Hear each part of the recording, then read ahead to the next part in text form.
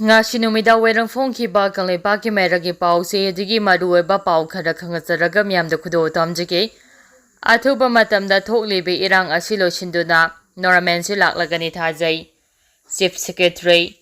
ngarang Manipur gi naungna Chief Secretary Thaupuraba Dr. Punit Kumar Goyal ge nomagi khongjat oina Chirosamba district ta chaluraba matung halakpagi lambida Bisnupur district ke tunga ba mafamda hangliba relief camp ani habadi Moirangda leiba Chingu Thangjing Guest House Relief Camp amadi Bisnupur Headquarter da leiba All DC Office Building Bisnupur ge Relief Camp da sangduna IGP singa hakthengna unadana wari sanakhrei wari sanaba aduda Chief Secretary Dr. Punit Kumar Goyal na phongdokhibada Manipur ase mahausagi khusemna fajabana thallaba state ama oibada natana ingna chikna leramba state amani athuba matamda Manipur da thoklibi irang asi loshinduna Noramensi laklagani haiba thajai hana phongdokhi Chief Secretary na Relief Camp ani da leiriba IDP singa unaduna makhoyi pungningi wasing takhibaga loinana IDP angang singda ahawa thumsi yenthokuna pijakhi Chief Secretary Dr. Punit Kumar Goyal ge khongjat aduda Manipur lengaki Commissioner Home and Asok Kumar Saru yabaga loinana SP Bisnupur KSI Ravi Kumar su IDP singa unaba aduda Saruk yaduna IGP sina phongdorapa wafamsing pungning changna takhi makhatarapa pauda Kuki na Manipur gi asengba puari semdokfam thokte MNPF kumjali singani ga subna kun gomda ge me ahumdagi hauna Manipur da thoklibo athok asina maram oduna haujik faba tangdu leitana leitriba phiba masida Manipur Naga People's Front MNPF na ingtapa tangdu leitaba hanjina bahona duna lakli haina MNPF ki Secretary Pravishiti Thomas Numaina Khoyek Piduna Press Thadorakpa Cheol Aman Haide Cheol Asinhai MNPF amasung Manipur da khundaminariba kanglup mayamna pukchel sengna ingtapa puraknabagi thabak kaya paikhalakliba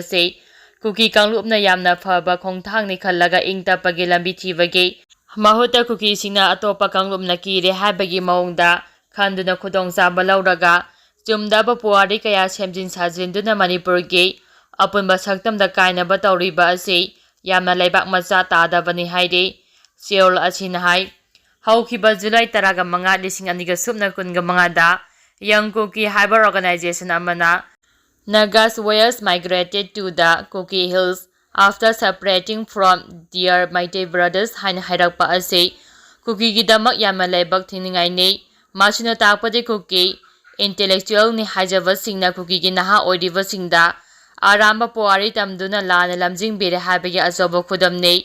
Kuki gi naha oidiba singba asuna lana lamjing biba sina tungi mirol singi dama khudong thiningai oi Kuki kanglupna Manipur gi asengba puari kupna khangba ngamloi Manipur gi asengba puari khangge harabade indigenous peoples oidiba Meitei amadi Nagada hangadabani haide Cheol Asinhai Kuki singna social media amade atei pause singda semjin sanjinba Manipur gi puari kaya phongdorakliba si nakhoiba kibadagi paukhum pidabanate nakhoigi awai akhum tawna bhaiba se asingbagi thawngna te khanbagini Kuki gi area da district amasung block headquarter natraga khun amada yumma sing chama henba leibage ayambana khul amada yumma sing taretagi kunthra phaba oigani Nagagi di district amasung block headquarters natrabasu khula amada yumma sing lising ama hena tabalai Nagagi khunda leitabagi changchatta khul amada chada maudraga mangana yum chamagi mathakta khundai aduga chada mangana yum chamagi mathakta khundai masi khangdaba Kukina Manipur gi puari bo panghaida haijinba thawng asi chatharaklabade lising machama pamaudraga humdoida thokhiba irangumna amuk tholaktana ba section ba fai haide Cheol asina aroibada haidebade MNPF ki di Manipur da khundaminariba kanglup khudimakpo nungsi chanana hingminabagi damak chongthorakpa lufne aduba Kuki singna India gi marumda leptuna Manipur gi apumbagi saktam thugainaba honarakliba thawong aside MNPF na tumina leiroi loimapu India na Manipur gi kanglup khudimakpo maseta thugainabagi huchelaba wangang sangang induna Kuki singna khundariba yelomi singi mathakta wangang ba amade thabak tawroidabane MNPF na thamlibade watho asilosinaba waroisin thiba haibasina aikhoi punamaki yaifabani haide makhatara papauda ngagi farm dagi nomai kaptharakpadagi angang ama sokhiba ado ꯑꯥꯏꯟꯒꯤ ꯑꯣꯏꯕ ꯆꯩꯔꯥꯛ ꯄꯤꯒꯗꯕꯅꯤ꯫ KMPUC ꯊꯥ ꯑꯁꯤꯒꯤ 19ꯗ ꯉꯥꯒꯤ ꯐꯥꯔꯝꯗꯒꯤ ꯅꯣꯡꯃꯩ ꯀꯥꯞꯊꯣꯔꯛꯄꯗ ꯑꯉꯥꯡ ꯑꯃ ꯁꯣꯛꯈꯤꯕ ꯑꯗꯨꯒꯤ ꯆꯞ ꯆꯥꯕ ꯑꯥꯏꯟꯒꯤ ꯆꯩꯔꯥꯛ ꯄꯤꯒꯗꯕꯅꯤ ꯍꯥꯏꯅ ꯈꯦꯇ꯭ꯔꯤꯒꯥꯎ ꯃꯌꯥꯏ ꯂꯩꯀꯥꯏꯗ ꯂꯩꯕ KMPUCꯒꯤ ꯁ꯭ꯄꯣꯛꯄꯔꯁꯟ ꯃꯨꯠ ꯅꯤꯁꯠ ꯈꯥꯟꯅ ꯐꯣꯡꯗꯣꯔꯛꯂꯤ꯫ ꯋꯥꯐꯝ ꯑꯁꯤ ꯉꯁꯤ KMPUCꯒꯤ ꯑꯣꯐꯤꯁꯇ ꯄꯥꯡꯊꯣꯛꯄ ꯄꯥꯎꯒꯤ ꯃꯤꯐꯝ ꯑꯃꯗ ꯃꯨꯠ ꯅꯤꯁꯠ ꯈꯥꯟꯅ ꯐꯣꯡꯗꯣꯛꯈꯤꯕꯅꯤ꯫ ꯃꯍꯥꯛꯅ ꯃꯈꯥ ꯇꯥꯅ ꯍꯥꯏ ꯊꯥ ꯑꯁꯤꯒꯤ ꯍꯧꯈꯤꯕ 19ꯒꯤ ꯅꯨꯡꯊꯤꯜ ꯄꯨꯡ 1:30 ꯇꯥꯕ ꯃꯇꯝꯗ ꯏꯝꯐꯥꯜ ꯏꯁ ꯗꯤꯁꯇ꯭ꯔꯤꯛꯀꯤ ꯈꯦꯇ꯭ꯔꯤ ꯃꯈꯥ ꯂꯩꯀꯥꯏꯗ ꯂꯩꯕ ꯑꯔꯤꯕꯝ ꯑꯟꯋꯥꯔ ꯍꯨꯁꯦꯟ ꯆꯍꯤ 38ꯒꯤ ꯃꯆꯥꯅꯨꯄꯥ ꯑꯔꯤꯕꯝ ꯑꯔꯥꯃꯥꯟ ꯍꯨꯁꯦꯟ ꯆꯍꯤ 3ꯅ ꯃꯍꯥꯛꯀꯤ ꯆꯍꯤ 4 ꯈꯛꯇ ꯉꯥꯏꯔꯤꯕ ꯃꯅꯥꯎꯅꯨꯄꯥꯒ ꯂꯣꯏꯅꯅ ꯂꯧꯕꯨꯛꯇ ꯏꯁꯤꯡ ꯊꯤꯜꯂꯨꯔꯒ ꯍꯜꯂꯛꯄꯗ ꯖꯍꯤ ꯖꯔꯨꯔꯥꯔꯤꯒꯤ ꯉꯥꯒꯤ ꯐꯥꯔꯝ ꯐꯥꯎꯔꯒ ꯂꯥꯛꯄꯗ ꯐꯥꯔꯝꯗꯒꯤ ꯄꯨꯈ꯭ꯔꯤꯗ ꯑꯉꯥꯡ ꯑꯅꯤ ꯑꯗꯨꯅ ꯏꯁꯤꯡ ꯁꯥꯟꯅꯔꯨꯕꯗ ꯂꯥꯏꯁꯦꯟꯁ ꯕꯦꯔꯦꯡꯒꯜꯅ ꯀꯥꯞꯊꯣꯔꯛꯄꯗꯒꯤ ꯑꯔꯤꯕꯝ ꯑꯔꯥꯃꯥꯟ ꯍꯨꯁꯦꯟꯒꯤ ꯃꯈꯨꯠꯇ ꯄꯥꯜꯂꯒ ꯐꯥꯎꯗꯣꯛꯈꯤꯕꯅꯤ ꯍꯥꯏꯈꯤ꯫ ꯑꯉꯥꯡ ꯑꯁꯤꯕꯨ ꯅꯣꯡꯃꯩꯅ ꯄꯥꯟꯗꯨꯅ ꯁꯣꯛꯍꯟꯈꯤꯕ ꯊꯧꯗꯣꯛ ꯑꯁꯤꯒꯤ ꯃꯇꯥꯡꯗ ꯋꯥꯊꯣꯛ ꯑꯁꯤ ꯂꯣꯏꯁꯤꯟꯅꯕ KMPUCꯅ ꯅꯨꯃꯤꯠ ꯊꯥꯈ꯭ꯔꯕꯁꯨ ꯉꯁꯤ ꯐꯥꯎꯕ ꯋꯥꯍꯩ ꯑꯃꯠꯇ ꯍꯥꯏꯔꯛꯇꯕꯅ ꯇꯨꯃꯤꯟꯅ ꯂꯩꯁꯤꯟꯕ ꯑꯁꯤ ꯌꯥꯅꯤꯡꯗꯦ꯫ ꯑꯊꯨꯕ ꯃꯇꯝꯗ ꯋꯥꯔꯣꯜꯁꯤꯟ ꯑꯃ ꯄꯨꯔꯛꯇꯨꯅ ꯋꯥꯊꯣꯛ ꯑꯁꯤ ꯂꯣꯏꯁꯤꯟꯅꯕ ꯍꯣꯠꯅꯁꯤ꯫ ꯀꯔꯤꯒꯨꯝꯕ ꯋꯥꯊꯣꯛ ꯑꯁꯤ ꯑꯊꯨꯕꯗ ꯂꯣꯏꯁꯤꯟꯗꯕ ꯇꯥꯔꯕꯗꯤ ꯑꯥꯏꯟꯒꯤ ꯑꯣꯏꯕ ꯆꯞ ꯆꯥꯕ ꯆꯩꯔꯥꯛ ꯄꯤꯅꯕ ꯃꯔꯤ ꯂꯩꯅꯕ ꯄꯨꯂꯤꯁꯅ ꯂꯧꯈꯠꯐꯝ ꯊꯣꯛꯄ ꯑꯥꯏꯟꯒꯤ ꯑꯣꯏꯕ ꯊꯕꯛ ꯂꯧꯈꯠꯄꯤꯌꯨ ꯍꯥꯏꯅꯁꯨ ꯐꯣꯡꯗꯣꯛꯈꯤ꯫ ꯃꯈꯥ ꯇꯥꯔꯛꯄ ꯄꯥꯎꯗ ꯀꯝꯄꯦꯟꯁꯦꯁꯟꯒꯤ ꯁꯦꯟꯐꯝ ꯂꯧꯈꯤꯕ ꯂꯩꯇꯦ꯫ ꯑꯦꯁꯤꯌꯥꯟ ꯍꯥꯏꯋꯦ 2ꯒꯤ ꯏꯝꯐꯥꯜꯗꯒꯤ ꯀꯥꯡꯄꯣꯛꯄꯤ ꯐꯥꯎꯕꯒꯤ ꯂꯝꯕꯤ ꯄꯥꯛꯊꯣꯛꯄꯒꯤ ꯃꯇꯥꯡꯗ ꯀꯝꯄꯦꯟꯁꯦꯁꯟꯒꯤ ꯁꯦꯜ ꯂꯧꯈꯤꯕ ꯂꯩꯇꯦ ꯍꯥꯏꯅ ꯀꯨꯀꯤ ꯅꯦꯁꯅꯦꯜ ꯐ꯭ꯔꯟꯠꯅ ꯐꯣꯡꯗꯣꯔꯛꯂꯤ꯫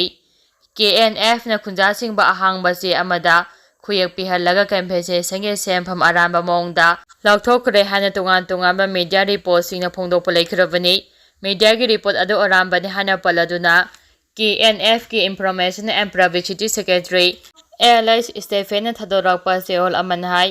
ꯂꯝꯕꯤ ꯄꯥꯛꯊꯣꯛꯄꯒꯤ ꯀꯝꯄꯦꯟꯁꯦꯁꯟꯒꯤ ꯁꯦꯟꯐꯝ ꯂꯧꯕꯒ KNFꯀ ꯀꯔꯤꯒꯨꯝꯕ ꯍꯤꯔꯝ ꯑꯃꯠꯇꯗ ꯃꯔꯤ ꯂꯩꯅꯗꯦ꯫ ꯂꯨꯕ ꯑꯁꯤꯒꯤ ꯃꯤꯡꯆꯠ ꯊꯤꯍꯟꯅꯕ ꯀꯅꯥꯒꯨꯝꯕ ꯃꯤꯑꯣꯏ ꯈꯔꯅ ꯑꯔꯥꯟꯕ ꯄꯥꯎ ꯁꯟꯗꯣꯔꯛꯈꯤꯕꯅꯤ꯫ ꯂꯩꯉꯥꯛꯅ ꯄꯥꯏꯈꯠꯂꯛꯄ ꯇꯣꯉꯥꯟ ꯇꯣꯉꯥꯟꯕ ꯁꯦꯝꯒꯠ ꯁꯥꯒꯠꯄꯒꯤ ꯊꯕꯛ ꯊꯧꯔꯝꯗ KNFꯅ ꯃꯄꯨꯡ ꯐꯥꯅ ꯁꯧꯒꯠꯇꯨꯅ ꯂꯥꯛꯂꯤ꯫ ꯃꯇꯨꯡ ꯇꯥꯔꯛꯄꯗꯁꯨ ꯃꯤꯌꯥꯝꯅ ꯈꯨꯗꯣꯡꯆꯥꯅꯕ ꯂꯩꯉꯥꯛꯅ ꯁꯦꯝꯒꯠ ꯁꯥꯒꯠꯂꯛꯄꯗ ꯂꯨꯕ ꯑꯁꯤꯅ ꯃꯄꯨꯡ ꯐꯥꯅ ꯁꯧꯒꯠꯀꯅꯤ꯫ ꯁꯁꯄꯦꯟꯁꯟ ꯑꯣꯐ ꯑꯦꯒ꯭ꯔꯤꯃꯦꯟꯠ ꯁꯨ ꯑꯦꯒ꯭ꯔꯤꯃꯦꯟꯠꯀꯤ ꯒ꯭ꯔꯥꯎꯟ ꯔꯨꯜꯗ ꯌꯥꯗꯕ ꯊꯕꯛ ꯊꯧꯔꯝ ꯑꯃꯠꯇꯗ ꯂꯨꯕ ꯑꯁꯤꯅ ꯇꯧꯈꯤꯕ ꯂꯩꯇꯦ ꯑꯃꯗꯤ ꯑꯇꯩ ꯑꯇꯣꯞꯄ ꯁꯦꯝꯒꯠ ꯁꯥꯒꯠꯄꯒꯤ ꯊꯕꯛꯇ ꯑꯊꯤꯡꯕ ꯄꯤꯈꯤꯕ ꯂꯩꯇꯦ꯫ ꯃꯈꯥ ꯇꯥꯔꯛꯄ ꯄꯥꯎꯗ ꯌꯨꯝꯃꯩ ꯆꯥꯛꯈ꯭ꯔꯩ ꯁꯤꯡꯖꯃꯩ ꯄꯨꯂꯤꯁ ꯁ꯭ꯇꯦꯁꯟ ꯀꯣꯟꯕ ꯊꯣꯡꯖꯨ ꯄꯥꯔꯠ 2 ꯕꯣꯔꯃꯈꯣꯡꯗ ꯂꯩꯕ ꯈꯔꯤꯕꯝ ꯃꯦꯝꯊꯣꯏ ꯆꯍꯤ 69 ꯃꯄꯨꯔꯣꯏꯕ ꯂꯩꯈꯤꯗ꯭ꯔꯕ ꯈꯔꯤꯕꯝ ꯏꯕꯣꯍꯜꯒꯤ ꯌꯨꯝ ꯉꯔꯥꯡ ꯅꯨꯃꯤꯗꯥꯡ ꯄꯨꯡ 8:30 ꯇꯥꯔꯛꯄ ꯃꯇꯝꯗ ꯃꯩꯅ ꯇꯨꯝꯅ ꯆꯥꯛꯈ꯭ꯔꯩ꯫ ꯑꯋꯥꯕ ꯇꯥꯔꯕ ꯏꯃꯨꯡ ꯑꯗꯨꯗ ꯉꯁꯤ ꯂꯥꯏꯐ ꯃꯥꯏꯟꯗꯦꯗ ꯒ꯭ꯔꯨꯞ LMGꯒꯤ ꯃꯥꯏꯀꯩꯗꯒꯤ ꯂꯨꯄꯥ 10,000ꯒꯤ ꯁꯦꯜꯒꯤ ꯇꯦꯡꯕꯥꯡ ꯄꯤꯈ꯭ꯔꯦ꯫